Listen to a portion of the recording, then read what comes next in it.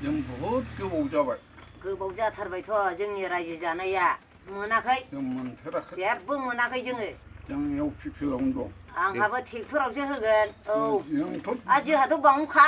गोदोनिफ्रायनो आदिबासिखा जोङो बावनो होगोन बाल जोङो दे बिदिब्ला बावनो होखागोन औ आरो जों बारस्लाया औ जोङो मालायनि थाइसे थाइनैखौ जानानै गोजोना औ जों फुरा खुन्थियासै औ एथ' गोबाव बे जायगायाव रायजो जानायाव औ जों बुरिलाय लांबायना आंबो दा बारहुंखायानो जोंखौ नाग्लोमलाय सुग्लोमलायबो खालामनो हाया नागारा बावनोखा मालाय जेखि सान्दा सान आंना बेनोखा आंनाबो बेनो ट्रेक्टराव जोंना गोदो बिफाया होसो जालाय लायनाय बेखौ गारनो हायो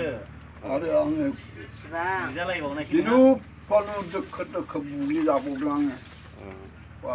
गोदो बेलसि ओंखारनो जेननायावबो बेसेबां खस्थ' मोनदों नाव बारहोनायाव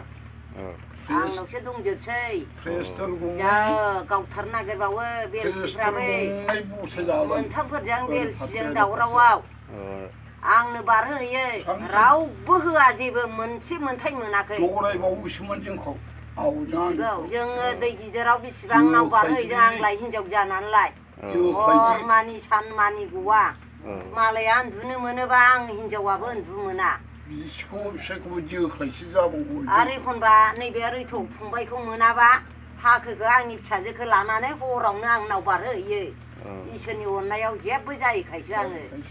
हाग्रा गुदु मा गुदु लामायाव थाङै आं बेसेबां नाव बारहोहैदों मिथिगौ आंनावसो गोसोआव दंजोबो आंना रावबो सोर थाइसेबो मोना इन्द्रमोनहाबो होआ मन'जायलामोनहाबो होआ मेनलामोनहाबो होआ दा गोदोनो होखायाखै आरो दालाय मानसिखौनो सानबावा आरो अनजन